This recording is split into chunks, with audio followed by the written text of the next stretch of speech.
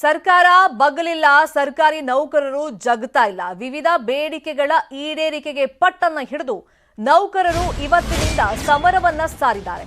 ಇಂದಿನಿಂದ ಸರ್ಕಾರಿ ನೌಕರರು ಅನಿರ್ದಿಷ್ಟ ಮುಷ್ಕರಕ್ಕೆ ಕರೆಯನ್ನ ಕೊಟ್ಟಿದ್ದಾರೆ.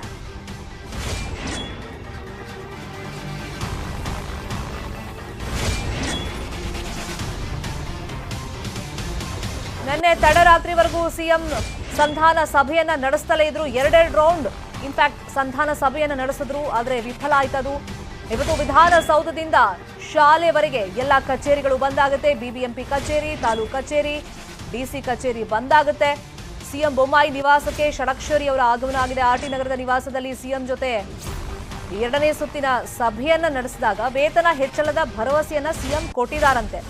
ಈ ಭರವಸೆಯ ಮಾತುಗಳು ನಮಗೆ ಬೇಡ, ನೀವು ಮಧ್ಯಂತರ ವರದಿಯನ್ನ ಫಸ್ಟ್ ತಗೊಳ್ಳಿ, ತದನಂತರ ಇಮ್ಮಿಡಿಯೇಟ್ ಆಗಿ ಅದನ್ನ ಜಾರಿಗೆ ತನ್ನಿ, ಕ್ರಮ ಕೈಗೊಳ್ಳಿ, ಆಮೇಲೆ ಬೇಕಾದ್ರೆ ಮುಷ್ಕರ ಕೈ ಬಿಡೋ ಬಗ್ಗೆ ನಾವು ನಿರ್ಧಾರವನ್ನ ಮಾಡ್ತೀವಿ. ಅಲ್ಲಿ ತನಕ ನಾವು ಈಗ ಕರೆ ಕೊಟ್ಟಿರುವಂತ ಮುಷ್ಕರವನ್ನ ಯಾವುದೇ ಕಾರಣಕ್ಕೂ ಕೈ ಬಿಡಲ್ಲ, ಕೊನೆಗೊಳಿಸೋದಿಲ್ಲ ಅಂತ ಹೇಳಿ ನಿನ್ನೆ ರಾತ್ರಿನೇ ತಮ್ಮ ಡಿಸಿಷನ್ ಅನ್ನ, ಎರಡು ಸುತ್ತಿನ ಸಭೆ ಆಯ್ತಲ್ಲ ಆಗ್ಲೇ ಸರ್ಕಾರಿ ನೌಕರರ ಸಂಘದ ಅಧ್ಯಕ್ಷ ಷಡಕ್ಷರಿ ಅವರು ಹೇಳ್ಬಿಟ್ಟಿದ್ದಾರೆ. ಇನ್ನೊಂದು ಕಡೆ ಇವತ್ತು ಜನಸಾಮಾನ್ಯರಿಗೆ ಸರ್ಕಾರಿ ರಜೆ ತರ ಅನ್ಸುತ್ತೆ. ಕಾರಣ ಇವತ್ತು ಪೆನ್ ಡೌನ್ ಸರ್ಕಾರಿ ನೌಕರರಿಂದ ನಡೀತಾ ಇದೆ. ಅವರೇನು ರೋಡಿಗಿಳಿದು ಹೋರಾಟ ಮಾಡಲ್ಲ, ಮುಷ್ಕರ ನಡೆಸಲ್ಲ, ಪ್ರತಿಭಟನೆ ನಡೆಸ್ತಾ ಇಲ್ಲ. ಆದರೆ ತಮ್ಮ ತಮ್ಮ ಕರ್ತವ್ಯಗಳಿಗೆ, ಕಚೇರಿಗಳಿಗೆ ಇವತ್ತು ಅವರು ಹಾಜರಾಗ್ತಾ ಇಲ್ಲ. ಇದೇ ವಿಚಾರವಾಗಿ ಇನ್ ಡೀಟೇಲ್ ಆಗಿ ಇನ್ಫಾರ್ಮೇಶನ್ ಅನ್ನ ಕೊಡೋದಕ್ಕೆ ಬೆಂಗಳೂರಿನ ಕೆಸಿಜಿ ಆಸ್ಪತ್ರೆಯಿಂದ ನಮ್ಮ ರಿಪೋರ್ಟರ್ ಶರಣು ಹಂಪಿ, ಹಾಗೆಯೇ ವಿಧಾನಸೌಧದ ಮುಂಭಾಗದಿಂದ ಮಂಜುನಾಥ್, ಇನ್ನು ಬೆಳಗಾವಿಯಿಂದ ಚಂದ್ರಕಾಂತ್ ಸುಗಂಧಿ, ಹಾಸನದಿಂದ ಕೃಷ್ಣಮೂರ್ತಿ ಜಾಯಿನ್ ಆಗಿದ್ದಾರೆ. ಎಲ್ಲರಿಂದಲೂ ಇನ್ಫಾರ್ಮೇಶನ್ ಪಡ್ಕೊಳ್ತಾ ಹೋಗ್ತೀನಿ. ಅದಕ್ಕೂ ಮುಂಚೆ ಒಂದಿಷ್ಟು ಇನ್ಫಾರ್ಮೇಶನ್ ನಿಮಗೆ ಕೊಟ್ಬಿಡ್ತೀವಿ. ರಾಜ್ಯ ಸರ್ಕಾರಿ ನೌಕರರ ಅನಿರ್ದಿಷ್ಟಾವಧಿ ಮುಷ್ಕರಕ್ಕೆ ಕರೆಯನ್ನ ಕೊಟ್ಟಿದ್ದಾರೆ. ಸರ್ಕಾರ ಸುಮ್ಮನೆ ಕೂತಿಲ್ಲ. ಇದರಿಂದ ಜನಸಾಮಾನ್ಯರಿಗೆ ನೇರವಾದ ಎಫೆಕ್ಟ್ ಬರುತ್ತೆ. ಮತ್ತೆ ಇನ್ನೇನು ಎಲೆಕ್ಷನ್ ಬರ್ತಾ ಇರೋದ್ರಿಂದ ಸರ್ಕಾರಿ ಕೆಲಸಗಳು ಕೂಡ ಆಗೋದಿಲ್ಲ. ಇದರಿಂದ ರಾಜಕಾರಣಿಗಳಿಗೂ ಕೂಡ ಒಂದಿಷ್ಟು ಎಫೆಕ್ಟ್ ಅಫ್ಕೋರ್ಸ್ ಬೀರೇ ಬೀರುತ್ತೆ. ಎಷ್ಟು ದಿನ ಅಂತ ಅವ್ರು ಹೇಳಿಲ್ಲ, ಅನಿರ್ದಿಷ್ಟಾವಧಿ ಮುಷ್ಕರ ಕರೆಯನ್ನ ಕೊಟ್ಟಿದ್ದಾರೆ. ಈಗ ಸರ್ಕಾರದ ಸ್ಟೆಪ್ ಏನು? ಈಗ ಕಠಿಣ ಕ್ರಮಕ್ಕೆ ರಾಜ್ಯ ಸರ್ಕಾರ ಮುಂದಾಗಿದೆ. ಅನಧಿಕೃತವಾಗಿ ಗೈರಾದ್ರೆ ಅಂತಹ ನೌಕರರ ವಿರುದ್ಧ ಕ್ರಮ ಅಂತ ಹೇಳ್ತಾ ಇದ್ದಾರೆ. ಸಾಮೂಹಿಕವಾಗಿ ನಾವು ಗೈರಾಗ್ತೀವಿ ಅಂತ ನೌಕರರು ಹೇಳಿದ್ದಾರೆ. ಅಧಿಕಾರಿ ಸಿಬ್ಬಂದಿ ವಿರುದ್ಧ ಈಗ ಕ್ರಮಕ್ಕೆ ತೀರ್ಮಾನವನ್ನ ಮಾಡಿಕೊಂಡಿದೆ ಸರ್ಕಾರ. ವಿಶೇಷಾಧಿಕಾರಿ ಸಕ್ಷಮ ಪ್ರಾಧಿಕಾರದಿಂದ ಈ ಆದೇಶವನ್ನ ಹೊರಡಿಸಲಾಗಿದೆ. ಕೆಲಸಕ್ಕೆ ಗೈರಾಗಬೇಕಾಗಿದ್ರೆ ಮುಂಚಿತವಾಗಿ ಅನುಮತಿಯನ್ನ ಪಡ್ಕೊಂಡಿರ್ಬೇಕು. ಅಕಸ್ಮಾತ್ ಮುಂಚಿತವಾಗಿ ಇವರು ರಜೆಯನ್ನ ಪಡೆಯದೆ ಇವತ್ತಿನಿಂದ ಗೈರಾದ್ರೆ ಶಿಸ್ತು ಕ್ರಮಕ್ಕೆ ತೀರ್ಮಾನವನ್ನ ಸರ್ಕಾರ ಮಾಡಿಕೊಂಡಿದೆ. ಇದು ಎಷ್ಟು ಮಟ್ಟಿಗೆ ಎಫೆಕ್ಟಿವ್ ಆಗಿರುತ್ತೆ ನೋಡ್ಬೇಕಾಗತ್ತೆ. ಈ ಕ್ರಮಗಳು ಜಾರಿಗೆ ಬರುತ್ತೆ ಅನ್ನೋದು ನೋಡ್ಬೇಕಾಗತ್ತೆ. ಆದ್ರೆ ಅವ್ರು ಏನಾದ್ರೂ ಮಾಡ್ಕೊಳ್ಳಿ, ನಾವು ಕಳೆದ 20 ವರ್ಷಕ್ಕೂ ಜಾಸ್ತಿ ಆಯಿತು ಈ ಥರ ಪಟ್ಟು ಹಿಡಿದು ಕೂತಿಲ್ಲ. ಆಮೇಲೆ ಸ್ಯಾಲ್ರಿ ಹೈಕೋಸ್ಕರ ನಾವು ಈ ಥರ ಎಲ್ಲ ಮಾಡಿಲ್ಲ. ಆದರೆ ನಮ್ಮ ಕಷ್ಟನೂ ಅರ್ಥ ಮಾಡ್ಕೊಳ್ಬೇಕು ಅಂತ ಹೇಳಿ ನೌಕರರು ಹೇಳ್ತಾ ಇದ್ದಾರೆ. ಇನ್ನೊಂದು ಕಡೆ ಸರ್ಕಾರ ಹೇಳ್ತಾ ಇರೋದು, ಏಕಾಏಕಿ ಹಂಗೆ ಮಾಡಕ್ ಬರಲ್ಲ, ನಮ್ಗೆ ಆರ್ಥಿಕ ಹೊರೆ ಆಗುತ್ತೆ, ಸಾಲ ಮಾಡಬೇಕಾಗುತ್ತೆ, ಮತ್ತೆ ಖಜಾನೆಯಲ್ಲಿ ಎಷ್ಟು ದುಡ್ಡಿದೆ ಅಂತ ನಾವು ನೋಡ್ಕೋಬೇಕಾಗುತ್ತೆ. 40% ಹೈಕ್ ಕೇಳ್ತಾ ಇದ್ದಾರೆ ಇವರು. ನೋಡಬೇಕು, ನಾವು ಫಸ್ಟ್ ವರದಿ ಬರಲಿ, ತದನಂತರ ಪರಿಶೀಲನೆ ಮಾಡ್ತೀನಿ ಅಂತ ಸಿಎಂ ಹೇಳ್ತಾ ಇದ್ದಾರೆ.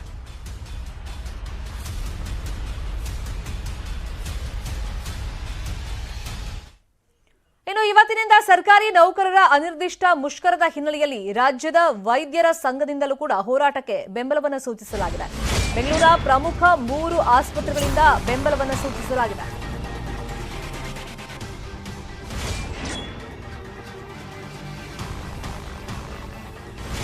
ನೂರ 5 ಪ್ರಾಥಮಿಕ ಆರೋಗ್ಯ ಕೇಂದ್ರ, 19 ಜಿಲ್ಲಾಸ್ಪತ್ರೆಗಳು, ತಾಲೂಕು ಆಸ್ಪತ್ರೆಗಳಲ್ಲೂ ಕೂಡ ಸೇವೆ ಸ್ಥಗಿತಕ್ಕೆ ಆರೋಗ್ಯ ಇಲಾಖೆ ಸಿಬ್ಬಂದಿ ತೀರ್ಮಾನವನ್ನ ಕೈಗೊಂಡಿದ್ದಾರೆ. ಅಂದ್ರೆ ರಾಜ್ಯದ ವೈದ್ಯರ ಸಂಘ ಕೂಡ ಹೋರಾಟಕ್ಕೆ ಬೆಂಬಲವಾಗಿ ನಿಂತಿರೋದ್ರಿಂದ ಒಪಿಡಿ ಸ್ಥಗಿತದಿಂದ ರೋಗಿಗಳಿಗೆ ಸಮಸ್ಯೆ ಆಗುತ್ತೆ. ಈಗ ತುರ್ತು ಚಿಕಿತ್ಸೆಗೆ, ಎಮರ್ಜೆನ್ಸಿಗೇನು ಸಮಸ್ಯೆ ಇಲ್ಲ, ಅವರೆಲ್ಲ ಕರ್ತವ್ಯಕ್ಕೆ ಹಾಜರಾಗ್ತಾರೆ. ಆದ್ರೆ ಒಪಿಡಿ ಸ್ಥಗಿತ ಆಗೋದ್ರಿಂದ ಈ ಸಣ್ಣ ಪುಟ್ಟ ಕಾಯಿಲೆ ಬಂದವರು, ಜ್ವರ, ಶೀತ, ಕೆಮ್ಮು, ನೆಗಡಿ, ಇನ್ಫೆಕ್ಷನ್ ಇಂಥವರೆಲ್ಲ ಒಪಿಡಿ ಬಂದಿರೋದ್ರಿಂದ ಹೋಗಕ್ ಆಗಲ್ಲ. ಕೆಸಿ ಜನರಲ್ ಆಸ್ಪತ್ರೆಯಲ್ಲಿ ಗರ್ಭಿಣಿ ಪರದಾಟವನ್ನು ಪಡ್ತಾ ಇದ್ದಾರೆ. 3 ಆಸ್ಪತ್ರೆ ಸುತ್ತಾಡಿದ್ರು ಕೂಡ ಚಿಕಿತ್ಸೆ ಪಾಪ ಸಿಗ್ತಾ ಇಲ್ವಂತೆ. ಕಣ್ಣೀರನ್ನ ಹಾಕ್ತಾ ಇದ್ದಾರೆ ಗರ್ಭಿಣಿಯ ತಾಯಿ. ವೈದ್ಯರು ಈಗಾಗಲೇ ಡೆಲಿವರಿ ಡೇಟ್ ಕೊಟ್ಬಿಟ್ಟಿದ್ದಾರೆ. ಆದ್ರೆ ನಂಗೆ ಇವತ್ತು ಕೂಡ ಹೊಟ್ಟೆ ನೋವು ಕಾಣಿಸ್ಕೊಂಡಿಲ್ಲ, ಹೊಟ್ಟೆಯಲ್ಲಿ ಮಗು ಟರ್ನ್ ಆಗಿದೆ ಅಂತ ವೈದ್ಯರು ಹೇಳಿದ್ದಾರೆ. ಸ್ಕ್ಯಾನ್ ಮಾಡಿಸ್ಬೇಕು, ಬ್ಲಡ್ ಚೆಕಪ್ ಎಲ್ಲ ಮಾಡಿಸ್ಬೇಕು. ಆದ್ರೆ ಕೆಸಿ ಜನರಲ್ ಆಸ್ಪತ್ರೆಯಲ್ಲಿ ಚಿಕಿತ್ಸೆ ಸಿಗ್ತಾ ಇಲ್ಲ ಅಂತ ಗರ್ಭಿಣಿ ಮತ್ತೆ ಆಕೆಯ ತಾಯಿ ಪಾಪ ಕಣ್ಣೀರನ್ನ ಹಾಕ್ತಾ ಇದ್ದಾರೆ.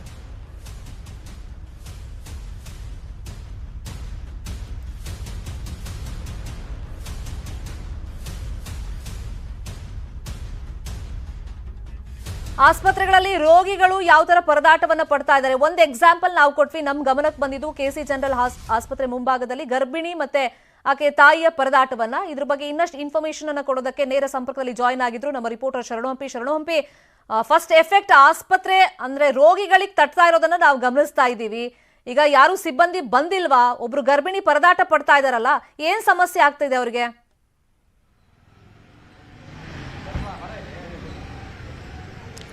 ಶರ್ಮಿತಾ, ಖಂಡಿತ ಸರ್ಕಾರಿ ನೌಕರರ ಹೋರಾಟ ಏನಿದೆ, ಮುಷ್ಕರ ಏನಿದೆ, ಅದರ ನೇರ ಪರಿಣಾಮ ಆಗ್ತಾ ಇರೋದು ಸರ್ಕಾರಿ ಆಸ್ಪತ್ರೆಗಳಲ್ಲಿ. ಅದರಲ್ಲೂ ಕೂಡ ಬಡ ಮತ್ತು ಮಧ್ಯಮ ವರ್ಗದವರು ಚಿಕಿತ್ಸೆಗೆ ಅಂತೇಳಿ ಇಲ್ಲೇ ಬರೋದು ಸರ್ಕಾರಿ ಆಸ್ಪತ್ರೆಗಳಿಗೆ. ದೊಡ್ಡ ದೊಡ್ಡ ಸರ್ಕಾರಿ ಆಸ್ಪತ್ರೆಗಳು ಇದ್ರೂ ಕೂಡ ಇಲ್ಲಿ ಚಿಕಿತ್ಸೆ ಸಿಗ್ತಾ ಇಲ್ಲ. ಯಾಕಂದ್ರೆ ಸ್ಕ್ಯಾನಿಂಗ್ ಮಾಡಿಸ್ಲಿಕ್ಕೆ ಅವಕಾಶ ಇಲ್ಲ ಅನ್ನೋ ರೀತಿಯಾದಂತ ಪರಿಸ್ಥಿತಿ ನಿರ್ಮಾಣ ಆಗಿದೆ ಗರ್ಭಿಣಿಯರಿಗೆ. ಯಾಕಂದ್ರೆ ಸ್ಕ್ಯಾನಿಂಗ್ ಅನ್ನ ನಾಳೆನೂ ಮಾಡಿಸ್ಬೋದು, ನಾಡಿದ್ದು ಮಾಡಿಸ್ಬೋದು ಅನ್ನುವಂತಹ ಧೋರಣೆಯಲ್ಲಿ ಸರ್ಕಾರಿ ವೈದ್ಯರಿದ್ದಾರೆ. ಯಾಕಂದ್ರೆ ಅದೇನು ತುಂಬಾ ದೊಡ್ಡ ತೊಂದರೆ ಆಗೋದಿಲ್ಲ, ತುರ್ತು ಸೇವೆ ಮಾತ್ರ ಕೊಡ್ತಿದ್ದೇವೆ ಅಂತ ಹೇಳಿ. ಆದ್ರೆ ಸ್ಕ್ಯಾನಿಂಗ್ ಮಾಡದೇ ಇದ್ರೆ, ಇಲ್ಲೊಬ್ಬ ಗರ್ಭಿಣಿ ಮಹಿಳೆ ಬಂದಿದ್ರು, 9 ತಿಂಗಳ ಗರ್ಭಿಣಿ ಮಹಿಳೆ ಅಮ್ಮ, ನಾಳೆ ಡೇಟ್ ಕೊಟ್ಟಿದ್ರು, ಅವರಿಗೆ ಹೆರಿಗೆ ಡೇಟ್ ಇದೆ. ಆದ್ರೆ ಇವತ್ತು ಸ್ಕ್ಯಾನಿಂಗ್ ಮಾಡಿಸ್ಬೇಕು. ಸ್ಕ್ಯಾನಿಂಗ್ ಮಾಡಿಸ್ಬೇಕಾದ್ರೆ ಅವರಿಗೆ ಸ್ಕ್ಯಾನಿಂಗ್ ಅವಕಾಶವನ್ನು ಕೊಡ್ತಾ ಇಲ್ಲ.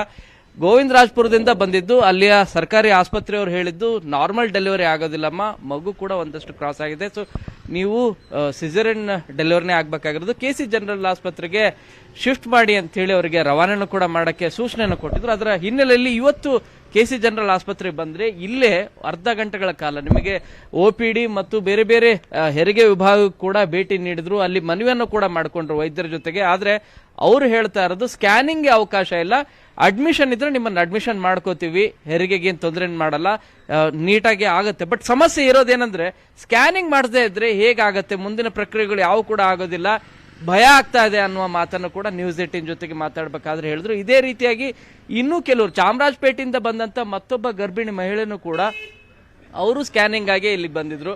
ಆದ್ರೆ ಸ್ಕ್ಯಾನಿಂಗ್ಗೆ ಅವಕಾಶವನ್ನು ಕೊಡ್ತಾ ಇಲ್ಲ. ಈ ಬಗ್ಗೆ KC ಜನರಲ್ ಆಸ್ಪತ್ರೆ RMO ಅವ್ರನ್ನು ಕೂಡ ನಾವು ಮಾತಾಡಿಸಿದಾಗ ಅವ್ರು ಹೇಳಿದ್ದು 9 ಗಂಟೆಗೆ ಆಸ್ ಯೂಶುವಲ್ ಪ್ರತಿದಿನನೂ ಕೂಡ ಸ್ಕ್ಯಾನಿಂಗ್ ಸೆಂಟರ್ ತೆರೆಯುತ್ತೆ, ಆವಾಗ ಸ್ಕ್ಯಾನಿಂಗ್ ಅನ್ನ ಮಾಡ್ತೇವೆ.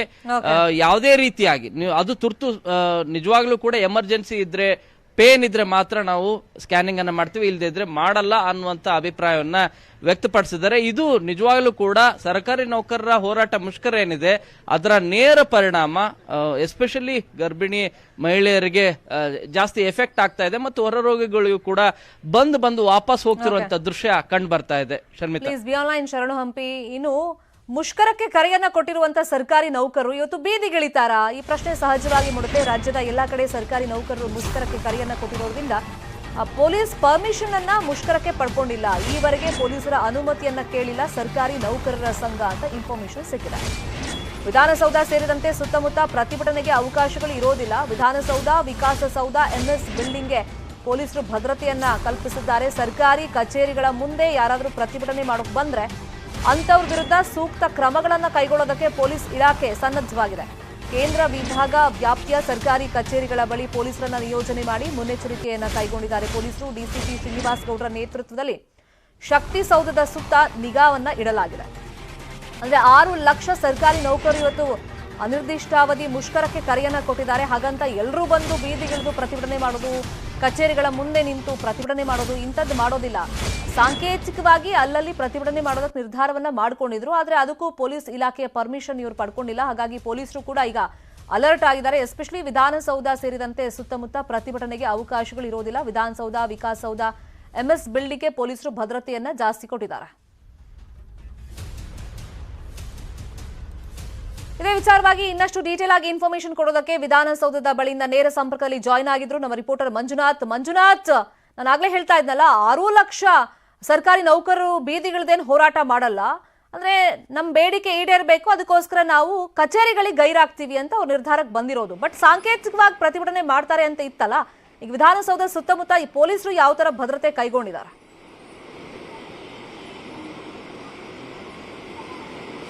ಎಸ್, ಖಂಡಿತವಾಗ್ಲೂ ಶರ್ಮಿತಾ, ಯಾಕಂದ್ರೆ ಎಲ್ಲರೂ ಸರ್ಕಾರಿ ನೌಕರರು ಹೇಳ್ತಾ ಇರುವಂತದ್ದು ಯಾವುದೇ ಬೀದಿಗಿಳಿದು ಪ್ರತಿಭಟನೆಯನ್ನು ಮಾಡೋದಿಲ್ಲ, ಬದಲಾಗಿ ಸರ್ಕಾರಿ ಕಚೇರಿಗಳು ನಾವು ಬರೋದಿಲ್ಲ, ಗೈರಾಗ್ತೀವಿ ಅನ್ನುವಂತ ಒಂದು ಮಾತನ್ನು ಕೂಡ ಹೇಳ್ತಾ ಇರುವಂತದ್ದು. ಮತ್ತೊಂದು ಕಡೆ ಕೂಡ ಅಷ್ಟೇ ಮುಖ್ಯಮಂತ್ರಿಗಳು ಈಗಾಗಲೇ ಷಡಕ್ಷರಿ ಜೊತೆ ಮತ್ತೊಂದು ಸುತ್ತಿನ ಒಂದು ಮಾತುಕತೆಯನ್ನು ಕೂಡ ಮಾಡ್ತಾ ಇದ್ದಾರೆ. ಆ ಒಂದು ಮಾತುಕತೆ ಸಂದರ್ಭದಲ್ಲಿ ಕ್ಲಿಯರ್ ಕಟ್ ಆಗಿ ಸಿಎಂ ಕೂಡ ಹೇಳಿರುವಂತದ್ದು 40% ಏನ್ ನೀವು ಹೆಚ್ಚಳವನ್ನು ಸಂಬಳದಲ್ಲಿ ಮಾಡಬೇಕು ಅಂತ ಹೇಳಿದ್ರೆ ಅದನ್ನ 40% ಮಾಡೋದಕ್ಕೆ ಸಾಧ್ಯ ಇಲ್ಲ.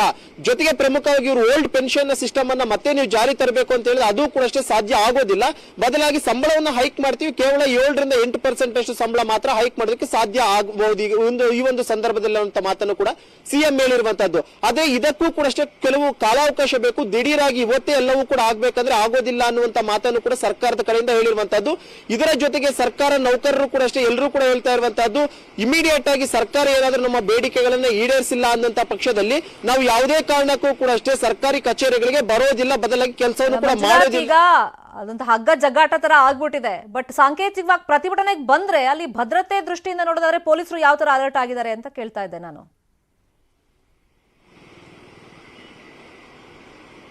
ಎಸ್, ಖಂಡಿತವಾಗ್ಲೂ ಶರ್ಮಿತಾ, ಯಾಕಂದ್ರೆ ಈಗಾಗಲೇ ಪೊಲೀಸರಿಗೆ ಯಾವುದೇ ರೀತಿಯಂತ ಒಂದು ಮನವಿಯನ್ನು ಕೂಡ ಕೊಟ್ಟಿಲ್ಲ. ಯಾಕಂದ್ರೆ ಪ್ರೊಟೆಸ್ಟ್ ಮಾಡ್ತೀವಿ ಅನ್ನುವಂಥದ್ದಾಗಿರ್ಬೋದು, ಸರ್ಕಾರಿ ಕಚೇರಿಗಳ ಮುಂದೆ ನಾವು ಬಂದು ಘೋಷಣೆಗಳನ್ನು ಕೂಗ್ತೀವಿ ಅಂತ ಇದುವರೆಗೂ ಕೂಡ ಯಾವುದೇ ರೀತಿಯಂತ ಒಂದು ಅನುಮತಿಗಳನ್ನು ಕೂಡ ಅಷ್ಟೇ ಸದ್ಯಕ್ಕೆ ಕೊಟ್ಟಿಲ್ಲ.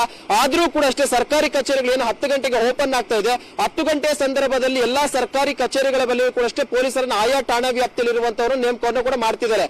ಒಂದು ವೇಳೆ ಏನಾದ್ರೂ ಸರ್ಕಾರಿ ಕಚೇರಿಗೆ ಬಂದಿಲ್ಲ ಅನ್ನಂತ ಪಕ್ಷದಲ್ಲಿ ಅವ್ರು ಏನಾದ್ರೂ ಪ್ರತಿಭಟನೆ ಮಾಡಕ್ಕೆ ಮುಂದಾದಂತ ವೇಳೆಯಲ್ಲಿ ಮುಂದಿನ ಒಂದು ಕಾನೂನಿನ ಹೋರಾಟವನ್ನು, ಅಂದ್ರೆ ಕಾನೂನಿನ ಅಡಿಯಲ್ಲಿ ಏನೆಲ್ಲ ಕ್ರಮವನ್ನು ಕೈಗೊಳ್ಳಬೇಕು ಆ ಒಂದು ಕ್ರಮವನ್ನು ಕೈಗೊಳ್ಳಲು ಕೂಡ ಪೊಲೀಸರು ಸಿದ್ಧವಾಗಿರುವಂತದ್ದು. ಯಾಕಂದ್ರೆ ಪೊಲೀಸರು ಕೂಡ ಕ್ಲಿಯರ್ ಕಟ್ ಆಗಿ ಇನ್ಸ್ಟ್ರಕ್ಷನ್ ಕೊಟ್ಟಿರುವಂತದ್ದು, ಯಾವುದೇ ಸರ್ಕಾರಿ ಅಧಿಕಾರಿಗಳು ಇವತ್ತು ಸರ್ಕಾರಿ ಕಚೇರಿಗಳ ಮುಂದೆ ಪ್ರೊಟೆಸ್ಟ್ಗೆ ಅನುಮತಿಯನ್ನ ಕೊಡಬಾರದು ಅಂತ. ಈ ಒಂದು ಕಾರಣಕ್ಕೋಸ್ಕರ ಪ್ರತಿ ಠಾಣಾ ಇನ್ಸ್ಪೆಕ್ಟರ್ಗಳು ಕೂಡ ಈಗಾಗಲೇ ಒಂದು ಮಾಹಿತಿಯನ್ನ ರವಾನೆ ಮಾಡಿದ್ರೆ ಯಾವುದೇ ಕಾರಣಕ್ಕೂ ಪ್ರೊಟೆಸ್ಟ್ ಮಾಡೋದಕ್ಕೆ ಯಾರಿಗೂ ಕೂಡ ಅನುಮತಿ ಇಲ್ಲ ಅನ್ನುವಂಥದ್ದು. ಒಂದು ವೇಳೆ ಇದನ್ನು ಕೂಡ ಮೀರಿ ಏನಾದ್ರು ಸರ್ಕಾರಿ ಅಧಿಕಾರಿಗಳು ಈಗಾಗಲೇ ಒಂದು ಪೋಸ್ಟರ್ ಗಳನ್ನು ಹಿಡಿದು ಪ್ರತಿಭಟನೆ ಮಾಡೋಕೆ ಮುಂದಾದಂತ ವೇಳೆಯಲ್ಲಿ ಪೊಲೀಸರು ಕೂಡ ಅಷ್ಟೇ ಕ್ರಮಕ್ಕೆ ಮುಂದಾಗ್ತಾರೆ. ಅದರಲ್ಲೂ ಕೂಡ ಅಷ್ಟೇ ವಿಧಾನಸೌಧ ಆಗಿರ್ಬೋದು, ವಿಕಾಸ್ ಸೌಧ ಆಗಿರ್ಬೋದು ಅಥವಾ MS ಬಿಲ್ಡಿಂಗ್ ಆಗಿರ್ಬೋದು, ಈ ಭಾಗದಲ್ಲಿಯೂ ಕೂಡ ಅಷ್ಟೇ 10 ಗಂಟೆ ವೇಳೆಗೆ ಪೊಲೀಸ್ ಸಿಬ್ಬಂದಿಯನ್ನು ಕೂಡ ಈಗಾಗಲೇ ನಿಯೋಜನೆ ಮಾಡಲು ಕೇಂದ್ರ ವಿಭಾಗದ DCP ಶ್ರೀನಿವಾಸ್ ಗೌಡ ಕೂಡ ಹೇಳಿರುವಂತದ್ದು. ಒಟ್ಟಾರೆಯಾಗಿ ಇವತ್ತು ಗೈರಾಗ್ತಾರ ಇಲ್ವಾ ಅನ್ನೋಂಥದ್ದು ಒಂದು ಪ್ರಶ್ನೆ ಆದ್ರೆ, ಮತ್ತೊಂದು ಕಡೆ ಕೂಡ ಸರ್ಕಾರಿ ಕಚೇರಿಗಳ ಮುಂಭಾಗದಲ್ಲಿ ಏನಾದ್ರು ಪ್ರೊಟೆಸ್ಟ್ ಅನ್ನ ಮಾಡ್ತಾರ ಇಲ್ವಾ ಅನ್ನೋಂಥದ್ದನ್ನು ಕೂಡ ಕೆಲವೇ ಕ್ಷಣದಲ್ಲಿ ಕಾದು ನೋಡ್ಬೇಕಾಗಿರುತ್ತೆ Sharmitha. Thank you so much Manju Arya ಹಾಗೇನೆ ಶರಣು ಹಂಪಿ. ಈ ಕ್ಷಣದ ಅಪ್ಡೇಟ್ಸ್ಗೆ ಚಂದ್ರಕಾಂತ್ ಸುಗಂಧಿ ಹಾಗೇನೆ ಕೃಷ್ಣಮೂರ್ತಿ, ಪ್ಲೀಸ್ ಬಿ ಆನ್ಲೈನ್. ಜಿಲ್ಲಾ ಕೇಂದ್ರಗಳಲ್ಲಿ ಸಮಸ್ಯೆ ಏನಾಗ್ತಿದೆ ಅದ್ರ ಬಗ್ಗೆ ನಿಮ್ಗೆ ಇನ್ಫಾರ್ಮೇಶನ್ ಇವಾಗ ಕೊಡ್ತಾ ಇದೀವಿ. ರಾಜ್ಯದ ಎಲ್ಲ ಕಡೆ ಸರ್ಕಾರಿ ನೌಕರರ ಮುಷ್ಕರದ ಹಿನ್ನೆಲೆಯಲ್ಲಿ ಸರ್ಕಾರಿ ನೌಕರರ ಮುಷ್ಕರಕ್ಕೆ ಈಗ ಒಂದ್ ಕಡೆ ಪೊಲೀಸ್ ಪರ್ಮಿಷನ್ ಇಲ್ಲ ಅಂತ ಗೊತ್ತಾಯ್ತು. ಇನ್ನೊಂದ್ ಕಡೆ ನಾವು ನೋಡೋದಾದ್ರೆ ಇವತ್ತು ರಾಜ್ಯದ ಬಹುತೇಕ ಸರ್ಕಾರಿ ಕಚೇರಿಗಳು ಬಂದಿದೆ. ಜನರೇ ಗಮನಿಸಿ, ಸರ್ಕಾರಿ ಕಚೇರಿಗಳಿಗೆ ಹೋದ್ರೆ ನಿಮ್ಮ ಕೆಲಸಗಳು ಆಗೋದಿಲ್ಲ. ಈಗ ಕಂದಾಯ ಇಲಾಖೆ ಇರ್ಬೋದು, ಆಸ್ತಿ ನೋಂದಣಿಯಲ್ಲಿ ಮತ್ತೆ ವಾಹನ ನೋಂದಣಿ ಇರ್ಬೋದು, ವಾಹನದ ಲೈಸೆನ್ಸ್ ವಿತರಣೆ ಇರ್ಬೋದು. ಅದಷ್ಟೇ ಯಾಕೆ ಶಾಲಾ ಕಾಲೇಜ್ಗಳಿಗೂ ಕೂಡ ಈಗ ರಜೆಯನ್ನ ಘೋಷಣೆ ಮಾಡಿದ್ದಾರೆ. ಆ ಅಧಿಕಾರ ಯಾರಿಗಿದೆ ಏನು ಎತ್ತ ಅದ್ರ ಬಗ್ಗೆ ಎಲ್ಲ ಇವಾಗ ಒಂದಿಷ್ಟು ತಕರಾರುಗಳು ಕೂಡ ವ್ಯಕ್ತವಾಗ್ತಾ ಇದೆ. ಗ್ರಾಮ ಪಂಚಾಯತ್ ಬಂದಿರುತ್ತೆ, ತಾಲೂಕ್ ಪಂಚಾಯತ್ ಬಂದಿರುತ್ತೆ, ಜಿಲ್ಲಾ ಪಂಚಾಯತ್ ಬಂದಿರುತ್ತೆ, DC ಕಚೇರಿ ಬಂದ್. ಒಟ್ನಲ್ಲಿ ಸರ್ಕಾರಿ ಕಚೇರಿಗಳು ಟೋಟಲಿ ಎಲ್ಲವೂ ಬಂದ್ ಆಗಿರೋದ್ರಿಂದ ಅದರ ನೇರ ಎಫೆಕ್ಟ್ಸ್ ಜನಸಾಮಾನ್ಯರಿಗೆ ತಟ್ತಾ ಇರೋದು. ತುಂಬಾ ಜನ ಮುಂಚಿತವಾಗಿ ಪ್ಲಾನ್ ಮಾಡ್ಕೊಂಡಿರ್ತಾರೆ, ಇವತ್ತಿನ ಡೇಟ್ಗೆ ರಿಜಿಸ್ಟ್ರೇಷನ್ ಮಾಡಿಸ್ಕೊಳ್ಳೋಣ, ಲೈಸೆನ್ಸ್ ಪಡ್ಕೊಳ್ಳೋಣ, ಇಂಥದ್ದೆಲ್ಲ ಪ್ಲಾನಿಂಗ್ ಇರುತ್ತೆ. ಆದರೆ ಅಕಸ್ಮಾತ್ ನೀವು ರಜೆ ಹಾಕಿ ಕಚೇರಿಗೆ ಹೋಗಬೇಕು, ನಮ್ಮ ಕೆಲಸ ಇವತ್ತು ಆಗುತ್ತೆ ಅಂತ ಏನಾದರೂ ನೀವು ಅಂದ್ಕೊಂಡಿದ್ರೆ ಸಾಧ್ಯ ಇಲ್ಲ.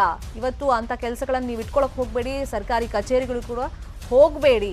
ಈಗ ನೋಡೋಣ, ಈಗ ನೌಕರರು ತಮ್ಮ ಪಟ್ಟನ ಬಿಡ್ತಾ ಇಲ್ಲ, ಸರ್ಕಾರನೂ ಸಡಿಲಿಕೆ ಮಾಡ್ತಾ ಇಲ್ಲ, ಅಂದರೆ ಅವ್ರು ಕೇಳಿದಕ್ಕೆಲ್ಲ ಓಕೆ ಅಂತ ಹೇಳ್ತಾ ಇಲ್ಲ.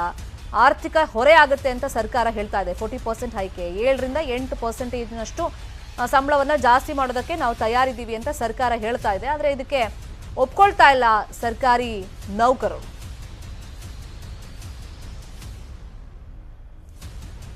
ಬೆಳಗಾವಿ ಮತ್ತೆ ಹಾಸನ ಭಾಗದಲ್ಲಿ ಸರ್ಕಾರಿ ನೌಕರರ ಮುಷ್ಕರದ ಎಫೆಕ್ಟ್ ಯಾವ ತರ ತಟ್ತಾ ಇದೆ ಇನ್ಫಾರ್ಮೇಶನ್ ಕೊಡೋದಕ್ಕೆ ಚಂದ್ರಕಾಂತ್ ಸುಗಂಧಿ ಕೃಷ್ಣಮೂರ್ತಿ ಸಂಪರ್ಕದಲ್ಲಿ ಜಾಯ್ನ್ ಆಗಿದ್ರು. ಚಂದ್ರಕಾಂತ್ ಸುಗಂಧಿ, ಆಲ್ರೆಡಿ ಈಗ ಶಾಲಾ ಕಾಲೇಜ್ಗಳ ಮೇಲೆ ಎಫೆಕ್ಟ್ ಗೊತ್ತಾಗಿರುತ್ತೆ, ಹಾಸ್ಪಿಟಲ್ ಮೇಲೆ ಎಫೆಕ್ಟ್ ಗೊತ್ತಾಗಿರುತ್ತೆ, 10 ಗಂಟೆ ನಂತರ ಸರ್ಕಾರಿ ಕಚೇರಿಗಳ ಮೇಲೆ ಎಫೆಕ್ಟ್ ಗೊತ್ತಾಗ್ತಾ ಹೋಗುತ್ತೆ. ಬೆಳಗಾವಿ ಭಾಗದಲ್ಲಿ ಯಾವ ತರ ಎಫೆಕ್ಟ್ ತಟ್ತಾ ಇದೆ ಮತ್ತೆ ಜನಸಾಮಾನ್ಯರು ಏನ್ ಹೇಳ್ತಾ ಇದ್ದಾರೆ ಎಸ್ಪೆಷಲಿ? ಶರ್ಮಿತಾ ಶೆಟ್ಟಿ, ಬೆಳಗಾವಿಯ ಬಿಮ್ಸ್ ಆಸ್ಪತ್ರೆಯಲ್ಲಿ ಸದ್ಯ ಈಗ OPD ಅಂದ್ರೆ ಹೊರರೋಗ ವಿಭಾಗದಲ್ಲಿ ನಾನಿದ್ದೇನೆ. ನೋಡ್ಬೋದು, ಇಲ್ಲಿ ಸಾಕಷ್ಟು ಸಂಖ್ಯೆಯಲ್ಲಿ ಜನ ಈಗಾಗಲೇ ಹೆಸರನ್ನು ನೋಂದಾವಣಿ ಮಾಡಿಕೊಂಡು ಒಳಗಡೆ ಪ್ರವೇಶ ಮಾಡ್ತಾ ಇದ್ದಾರೆ. ಇದು ಏನು OPD ಚೀಟಿ ಪಡೆಯುವಂತ ಕೌಂಟರ್, ಇಲ್ಲಿ ಸಾಕಷ್ಟು ಜನ ಸಂಖ್ಯೆಯಲ್ಲಿ ಈಗಾಗಲೇ ಏನು ವಿವಿಧ ಕಡೆಯಿಂದ ಬಂದಂತ ಗ್ರಾಮೀಣ ಪ್ರದೇಶದಿಂದ ಬಂದಂತ ಜನ ಚೀಟಿ ಪಡೆದು ಒಳಗಡೆ ಪ್ರವೇಶವನ್ನ ಮಾಡಿದ್ದಾರೆ. ಆದರೆ ಇದುವರೆಗೂ ಕೂಡ OPD ಕಾರ್ಯನಿರ್ವಹಿಸುತ್ತಾ ಇಲ್ವಾ ಅನ್ನೋದ್ರ ಬಗ್ಗೆ ಸಾಕಷ್ಟು ಗೊಂದಲ ಇರತಕ್ಕಂಥದ್ದು. ಯಾಕಂದ್ರೆ ಈಗಾಗಲೇ ಸರ್ಕಾರಿ ನೌಕರರು ಪ್ರತಿಭಟನೆಗೆ ಕರೆ ನೀಡಿದ್ದಾರೆ. ಆದ್ರೆ ಗುತ್ತಿಗೆ ಆಧಾರದ ನೌಕರನ್ನ ಇಟ್ಕೊಂಡು ನಾವು OPDನ ಏನು ಆರಂಭಿಸ್ತೇವೆ ಮತ್ತು OPDನ ಯಾವುದೇ ಕಾರಣಕ್ಕೂ ನಿಲ್ಲಿಸಲ್ಲ ಅಂತ ಹೇಳಿ ಅಧಿಕಾರಿಗಳು ಹೇಳ್ತಾ ಇದ್ದಾರೆ. ಎಷ್ಟರ ಮಟ್ಟಿಗೆ ಇದು ಸಾಧ್ಯ ಆಗುತ್ತೆ ಅಂತಕ್ಕಂಥದ್ದು ಪ್ರಶ್ನೆ ಆಗಿದೆ. ಯಾಕಂದ್ರೆ ಏನು ಹೊರಗುತ್ತಿಗೆ ಆಧಾರದಲ್ಲಿ ತಜ್ಞರು ಇರಲ್ಲ. ಹಾಗಾಗಿ ಯಾವೆಲ್ಲ ಕೆಲಸಗಳಾಗುತ್ತೆ ಅಥವಾ ಯಾವ ಕೆಲಸ ನಿಲ್ಲುತ್ತೆ ಅಂತಕ್ಕಂಥದ್ದು ಸಾಕಷ್ಟು ಗೊಂದಲಕ್ಕೆ ಕಾರಣವಾಗಿದೆ. ಸಾಕಷ್ಟು ಸಂಖ್ಯೆಯಲ್ಲಿ ಗ್ರಾಮೀಣ ಪ್ರದೇಶದಲ್ಲಿ ಜನ ಏನು ಹೊರರೋಗಿಗಳ ವಿಭಾಗಕ್ಕೆ ಬರ್ತಾರೆ ಅವರೆಲ್ಲರೂ ಕೂಡ ಬಂದು ಈಗ ಕಾದು ಕುಳಿತುಕೊಳ್ಳುವಂಥ ಸ್ಥಿತಿ ಬೆಳಗಾವಿಯ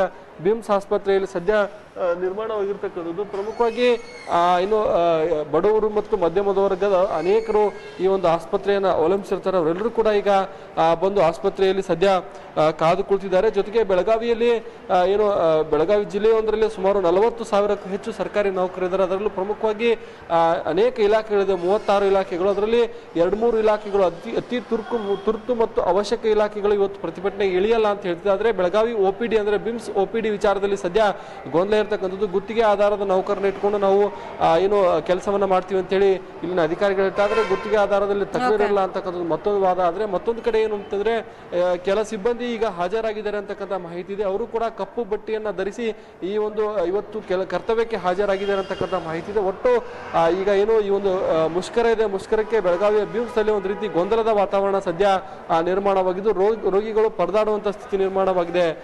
Sharmita Shetty. Please be online. Chandrakant Sugandhi, ಹಾಸನದ ಬಗ್ಗೆ ಇನ್ಫಾರ್ಮೇಶನ್ ಕೊಡೋದಕ್ಕೆ ಕೃಷ್ಣಮೂರ್ತಿ ಜಾಯ್ನ್ ಆಗಿದ್ರು. ಕೃಷ್ಣಮೂರ್ತಿ, ಹಾಸನದಲ್ಲೂ ಇದೇ ಪರಿಸ್ಥಿತಿನೇ? ಯಾಕಂದ್ರೆ ಗುತ್ತಿಗೆ ಆಧಾರದ ನೌಕರರನ್ನ ನಾವು ಇಟ್ಕೊಂಡು ಕೆಲಸ ಮಾಡಿಸ್ತೀವಿ ಅಂತ ಹೇಳ್ತಾ ಇದ್ದಾರೆ. ಅದು ಎಷ್ಟು ಮಟ್ಟಿಗೆ ಸಾಧ್ಯ ಆಗುತ್ತೆ ಅನ್ನೋದು ಈಗ ನಮ್ ಮುಂದಿರುವಂತ ಪ್ರಶ್ನೆ. ಏನ್ ಸಮಸ್ಯೆ ಆಗ್ತಾ ಇದೆ? ಒಂದೇ ನಿಮಿಷ ಷಡಕ್ಷರಿ ಅವ್ರು ಬಂದಿದೆ ಅಷ್ಟೇ, ಮುಷ್ಕರದ ಬಗ್ಗೆ ಇಲ್ಲ. ಅದು ಆದೇಶ 2 ಗಂಟೆ ಒಳಗೆ ಸರ್ಕಾರ ಸಕಾರಾತ್ಮಕ ನಕಾರಾತ್ಮಕ ನಿರ್ಧಾರದ ಬಗ್ಗೆ ಖಂಡಿತ ನಮ್ಮ ಹೋರಾಟ ಮುಂದುವರಿಯುತ್ತೆ. ಅನಿರ್ದಿಷ್ಟಾವಧಿ ಎಷ್ಟು ದಿವಸ ಆದ್ರೂ ಆಗುತ್ತೆ ಬಹುಶಃ. ಯಾವ್ದು ಇಲ್ಲ ವೇತನ ಹೆಚ್ಚಳ ಪರ್ಸೆಂಟೇಜ್ ಅಲ್ಲ ಸರ್, ಅದು ಮಧ್ಯಂತರ ಪರಿಹಾರ ಅನ್ನೋದ್ರ ಒಂದು ವಿಚಾರದ ಬಗ್ಗೆ ಚರ್ಚೆಗೆ ಬಂದಿದೆ. ಅದು ಕೂಡ ನಮ್ಮ ಜೊತೆ ಚರ್ಚೆ ಮಾಡಿದ್ವಿ. ಅವರು ಅಧಿಕಾರಿಗಳ ಜೊತೆ ಚರ್ಚೆ ಮಾಡಿ ಅದನ್ನ ಏನು ಮಾಡಬೇಕು ಅನ್ನೋದನ್ನ ಅವ್ರು ಕೂಡ ಇನ್ನೊಮ್ಮೆ ಹೇಳ್ತಾರೆ ಸರ್. ಅಧಿಕಾರಿಗಳಿಗೆ ಮಾತಾಡಿದ್ದಾರೆ. ನಾನು ಕೂಡ ಅವ್ರ ಜೊತೆ ಸಭೆಗೆ ಹೋಗ್ತಾ ಇದ್ದೀನಿ ಸರ್. ಅದೇನು ನಾನು ಯಾವುದನ್ನು ಕೂಡ ಹೇಳಿಕ್ ಬರೋದಿಲ್ಲ ಸರ್. ಬಹುಶಃ ನಾನು 2 hours ಅಲ್ಲಿ ಎಲ್ಲದೂ ಕೂಡ ಪಿಕ್ಚರ್ ಗೊತ್ತಾಗ್ತದೆ. ಯಾವುದು ಇಮಿಡಿಯೇಟ್ ಆಗಿ ಮಾಡ್ಬೋದು ಸರ್. ಅದಕ್ಕೇನು ವರದಿ ಅವಶ್ಯಕತೆ ಇಲ್ಲ. ಅದು ಸರ್ಕಾರದ ತೀರ್ಮಾನ. ಫಿಟ್ಮೆಂಟ್ ಆದರೆ ವರದಿ ತರಿಸ್ಕೊಳ್ಳಿಕ್ಕೆ 15 ದಿವಸ ಕಾಲಾವಕಾಶ ಬೇಕು. ಮಧ್ಯಂತರ ಪರಿಹಾರ ಸರ್ಕಾರನೇ ಘೋಷಣೆ ಮಾಡ್ಬೋದು. ಸರಿ ಬರಲಿಲ್ಲ ಅಂದಾಗ ನಿಮ್ಗೆ ಹೇಳ್ತೀವಿ ಸರ್. ನನಗೇನೋ ಬರುತ್ತೆ ಅನ್ನುವಂಥ ವಿಶ್ವಾಸ ಇದೆ. ನಾವು ಗಡುವು ಕೊಟ್ಟಿಲ್ಲ, ಅವರೇ ಹೇಳಿದ್ದಾರೆ. ಒಂದು 2 hours ಅಲ್ಲಿ ಅಧಿಕಾರಿಗಳಿಗೂ ಕೂಡ ಹೇಳ್ತೀನಿ, ಒಂದು ನಿರ್ಧಾರವನ್ನು ತೆಗೆದುಕೊಳ್ತಾರೆ. ಅಲ್ಲಿವರೆಗೆ ಸಮಾಧಾನದಿರಿ ಅಂತ ಹೇಳಿದ್ರೆ ನಾವು ಈಗಾಗಲೇ ಸ್ಟ್ರೈಕ್ ಆಗಿದೆ, ನೋಡೋಣ, ವೇಟ್ ಮಾಡೋಣ. ಚರ್ಚೆ ಆಗ್ತದೆ ಸರ್ಕಾರದಿಂದ ನಿಮ್ಮ ಮೇಲೆ ಒಂದು ಒತ್ತಡ ಬರ್ತಾ ಇರೋದು. ನೀವು ದೊಡ್ಡ ಮಟ್ಟದಲ್ಲಿ ಕೆಲವೊಂದಷ್ಟು ಲೋಕಾಯುಕ್ತ ಅದೆಲ್ಲ ಕೇಸ್ ರೀಓಪನ್ ಆಗುತ್ತೆ ಅನ್ನೋ ಆತಂಕ ಕೂಡ ಯಾರ ಮೇಲೆ ಕೆಲವೊಂದು ಅಧಿಕಾರಿ ವರ್ಗದ ಮೇಲೆ. ನನ್ನ ಮೇಲೆ ಯಾರ ಮೇಲೆ ಹೇಳ್ತಾ ಇದ್ದೀರಾ? ಅದು ಗೊತ್ತಿಲ್ಲ. ಮತ್ತೆ ನೀವೆಲ್ಲ ನನ್ನ ಮೇಲೆ ಪ್ರಶ್ನೆ ಕೇಳ್ತೀರಾ? ನಂದು ಯಾವ್ದು ಇಲ್ಲ ರೀ. ನನ್ನ ಟ್ರ್ಯಾಕ್ ರೆಕಾರ್ಡ್ ತುಂಬಾ ಕ್ಲಿಯರ್ ಇದೆ. ನಾನು ಹೇಗಿದ್ದೀನಿ ಅಂದ್ರೆ ನಂದು ಅಲ್ಲ ರೀ. ಈಗ ನನ್ನ ಅದನ್ನ ರೆಫರೆನ್ಸ್ ಹೇಳ್ಬೇಕಾದ್ರೆ ನಂಗೆ ರಾಜ್ಯದಲ್ಲಿ ಸ್ವಂತ ಸೈಟ್ ಮನೆ ಇಲ್ಲ ರೀ. ನಂದು ತಗೊಳ್ರಿ ಇತಿಹಾಸವನ್ನ. ಲೋಕಾಯುಕ್ತ ಎಂಕ್ವೈರೀಸ್ ಎಲ್ಲ ಮುಗಿಸಿ ಕ್ಲೀನ್ ಚಿಟ್ ಕೂಡ ನಂಗೆ ಕೊಟ್ಟರೆ ಕಾಪಿ ಕೊಡ್ತೀನಿ, ರಿಲೀಸ್ ಮಾಡ್ತೀನಿ. 4 ಎಂಕ್ವೈರೀಸ್ ಇದೆ. ಯಾವ ನೌಕರ ಯಾವುದೇ ಭಯ ಇಲ್ಲ ರೀ. ನಾನು ಓಪನ್ ಸರ್ಕಾರಿ ನೌಕರ ಸಭೆಯಲ್ಲಿ ಹೇಳಿದ್ದೀನಿ, ನೌಕರಿಗೋಸ್ಕರ ಜೈಲ್ಗೆ ಹೋಗಕ್ಕೆ ರೆಡಿ ಇದ್ದೀನಿ ಅಂತ ಹೇಳಿದ್ದೀನಿ. ಈಗಲೂ ಹೇಳ್ತೀನಿ, ನಾನು ಹಂಗೆಲ್ಲ ಕಾಂಪ್ರಮೈಸ್ ಆಗಲ್ಲ. ಸರ್ಕಾರದ ಜೊತೆ ನಾವು ಸಂಘರ್ಷಗಳಿದೆ, ವಯ ಮೀಡಿಯಾ ಮಾಡೋದು ಕೂಡ ಒಂದು ಯೋಚನೆ ಇದೆ. ಆ ಪ್ರಯತ್ನ ಮಾಡಿದ್ದೇವೆ. ಧನ್ಯವಾದಗಳು. ಇದು ಸರ್ಕಾರಿ ನೌಕರರ ಸಂಘದ ಅಧ್ಯಕ್ಷ ಷಡಕ್ಷರಿ ಅವರ ಮಾತು. ಈಗ 2 ಗಂಟೆ ಸಮಯ ಸರ್ಕಾರನೇ ತಗೊಂಡಿದೆ, ಸಿಎಂ ಅವರೇ ತಗೊಂಡಿದ್ದಾರೆ. ಅಧಿಕಾರಿಗಳ ಜೊತೆ ನಾನು ಮಾತಾಡಿ ನಿಮಗೆ ತೀರ್ಮಾನವನ್ನ ತಿಳಿಸ್ತೀನಿ ಅಂತ ಹೇಳಿದ್ದಾರೆ. ಹಾಗಂತ ನಾವು ಹೋರಾಟವನ್ನ ವಾಪಸ್ ಪಡ್ಕೊಂಡಿಲ್ಲ, ನಮ್ಮ ಹೋರಾಟ ಮಾತ್ರ ಮುಂದುವರಿಯುತ್ತೆ ಅಂತ ಹೇಳಿ ಷಡಕ್ಷರಿ ಅವರು ಹೇಳಿದ್ದಾರೆ. ಮತ್ತೆ 2 ಗಂಟೆ ನೋಡೋಣ ಏನೆಲ್ಲ ಅಲ್ಲಿ ಹಗ್ಗ ಜಗಾಟಗಳು ನಡೆಯುತ್ತೆ ಅಂತ. ಹಾಸನದಲ್ಲಿ ಯಾವ ತರ ಎಫೆಕ್ಟ್ ಇದೆ ಅಂತ ಕೃಷ್ಣಮೂರ್ತಿ ಎಕ್ಸ್ಪ್ಲೇನ್ ಮಾಡೋದಕ್ಕೆ ರೆಡಿ ಆಗಿದ್ರು. ಕೃಷ್ಣಮೂರ್ತಿ, ಗೋ ಹೆಡ್. ಖಂಡಿತ ಶ್ರೀಮಂತ, ಹಾಸನದಲ್ಲೂ ಕೂಡ ಸರ್ಕಾರಿ ನೌಕರರ ಮುಷ್ಕರ ಏನಿದೆ ಇದು ಮುಂದುವರಿತಾನೆ ಇದೆ. ಯಾಕಂತ ಹೇಳಿದ್ರೆ ಇಂದು ಕಂದಾಯ ಇಲಾಖೆ ಆಗಿರ್ಬೋದು, ಸಾರ್ವಜನಿಕ ಶಿಕ್ಷಣ ಇಲಾಖೆ ಆಗಿರ್ಬೋದು, ಆಸ್ಪತ್ರೆ ಆಗಿರ್ಬೋದು, ಆರೋಗ್ಯ ಇಲಾಖೆ ಆಗಿರ್ಬೋದು, ಯಾವುದೇ ಇಲಾಖೆಯ ನೌಕರರು ಇಂದು ಕರ್ತವ್ಯಕ್ಕೆ ಹಾಜರಿ ಆಗೋದಕ್ಕೆ ಒಪ್ತಿಲ್ಲ. ಯಾಕಂತ ಹೇಳಿದ್ರೆ ಏನು ರಾಜ್ಯ ಸರ್ಕಾರ ನಮ್ಮ ಸ್ಪಂದನೆಗೆ ಈಗ ಸಕಾರಾತ್ಮಕವಾಗಿ ಸ್ಪಂದಿಸಬೇಕು. ಇಲ್ಲದೇ ಇದ್ರೆ ನಾವು ಇದರಿಂದ ಅನಿರ್ದಿಷ್ಟಾವಧಿ ಮುಷ್ಕರಕ್ಕೆ ನಾವು ರೆಡಿ ಇದೀವಿ ಮತ್ತೆ ರಾಜ್ಯಾದ್ಯಂತ ಕೊಟ್ಟಿರ್ತಕ್ಕಂತ ಹೋರಾಟದ ಕರೆ ಈಗ ಹಾಸನದಲ್ಲೂ ಕೂಡ ಬಿಸಿಯನ್ನ ತಟ್ಟಿರ್ತಕ್ಕಂಥದ್ದು. ಈಗ ಹಾಸನದ ಸರ್ಕಾರಿ ಆಸ್ಪತ್ರೆಯಲ್ಲಿ ನೂರಾರು ಜನ ಈಗ ಚಿಕಿತ್ಸೆಗಾಗಿ ಬಂದಿರ್ತಕ್ಕಂಥದ್ದು ನಾವು ಕಾಣ್ಬೋದು. ಆದ್ರೆ ಹಾಸನದ ಸರ್ಕಾರಿ ಆಸ್ಪತ್ರೆಯಲ್ಲಿ OPD ಮಾತ್ರ ಈಗ ಇರ್ತಕ್ಕಂಥದ್ದು. ನಾವು ಸರ್ಕಾರಿ ಆಸ್ಪತ್ರೆಯಲ್ಲಿ ಕೆಲಸ ಮಾಡ್ತೀವಿ, ಆದ್ರೆ ಕಪ್ಪು ಪಟ್ಟಿಯನ್ನು ಧರಿಸ್ಕೊಂಡು ಕೆಲಸವನ್ನ ಮಾಡ್ಲಿಕ್ಕೆ ಅಣಿ ಆಗ್ತೀವಿ. ಆದ್ರೆ ಯಾವ್ದೇ ಕಾರಣಕ್ಕೂ ನಮ್ಮ ಹೋರಾಟದಿಂದ ಹಿಂದೆ ಸರಿಯೋದಿಲ್ಲ. ನಮ್ಗೆ ಏನ್ ಮಧ್ಯಂತರವಾಗಿ ಪರಿಹಾರ ನೀಡಬೇಕು ಸರ್ಕಾರ. ಈಗ ನಮ್ಗೆ ನಾವು 40% ಬೇಡಿಕೆಯನ್ನ ಇಟ್ಟಿದ್ದೀವಿ, ಆದ್ರೆ ಸರ್ಕಾರ 30% ಕೊಡ್ತೀವಿ ಅಂತ ಹಿಂದಿನ ವರದಿಗಳು ಹೇಳಿದೆ. ಅಷ್ಟಾದ್ರೂ ಈಗ ಕೊಡ್ಬೇಕು. ಮತ್ತು ನಮ್ಗೆ OPS ಸ್ಕೀಮ್ ನ ಬೇಡಿಕೆ ಏನಿದೆ ಇದನ್ನ ಈಗಲೇ ಕೂಡಲೇ ಇದನ್ನ ಜಾರಿ ಮಾಡ್ಬೇಕು ಅನ್ನುವಂತಹ ಬೇಡಿಕೆನ ಸರ್ಕಾರಿ ನೌಕರು ಇಟ್ಟಿದ್ದಾರೆ. ಇದನ್ನ ಹೊರತುಪಡಿಸಿದ್ರೆ ರಾಜಕೀಯ ದಾಳವಾಗಿ ಬಳಸಿರ್ತಕ್ಕಂತಹ ನಿನ್ನೆ ಹಾಸನದಲ್ಲಿ DK ಶಿವಕುಮಾರ್ ಅವರು ಕೂಡ ನಮ್ಮ ಸರ್ಕಾರ ಮುಂದಿನ ದಿನಗಳಲ್ಲಿ ಅಧಿಕಾರಕ್ಕೆ ಬಂದ್ರೆ ನಾವು OPS ಆಗಿರ್ಬೋದು ಮತ್ತು ಸರ್ಕಾರಿ ನೌಕರಿಗೆ 7ನೇ ವೇತನ ಆಯೋಗವನ್ನ ಕೊಡ್ಲಿಕ್ಕೆ ನಾವು ಸಿದ್ಧರಾಗಿದ್ದೇವೆ ಎಂಬ ರಾಜಕೀಯ ದಾಳವನ್ನು ಕೂಡ ಹಾಸನದಲ್ಲಿ DK ಶಿವಕುಮಾರ್ ಅವರು ಬಳಸಿದ್ರು. ಇದೆಲ್ಲ ಘಟನೆಯನ್ನ ನೋಡಿದ್ರೆ ಈ ಹೋರಾಟ ಈ ಚುನಾವಣೆ ಸಂದರ್ಭದಲ್ಲಿ ತೀವ್ರತೆಯನ್ನ ಕಂಡಿದ್ರೆ ರಾಜಕೀಯ ಪಕ್ಷಗಳು ಕೂಡ ಇದನ್ನ ಬಳಸ್ಕೊಳ್ತಿರ್ತಕ್ಕಂಥ ನಾವೀಗ ಕಾಣಬಹುದಾಗಿದೆ. Sharmita, thank you Krishnamurthy. ಈ ಕ್ಷಣದ ಅಪ್ಡೇಟ್ಸ್ಗೆ thank you so much Sugandhi, ತಮ್ಮೆಲ್ಲ ಇನ್ಫಾರ್ಮೇಶನ್ಗೆ. ಇದೇ ವಿಷಯವಾಗಿ ಮತ್ತಷ್ಟು ಇನ್ಫಾರ್ಮೇಶನ್ ಕೊಡ್ತಾ ಹೋಗ್ತೀವಿ. ಚಿಕ್ಕದೊಂದು ಬ್ರೇಕ್ ಆದ್ಮೇಲೆ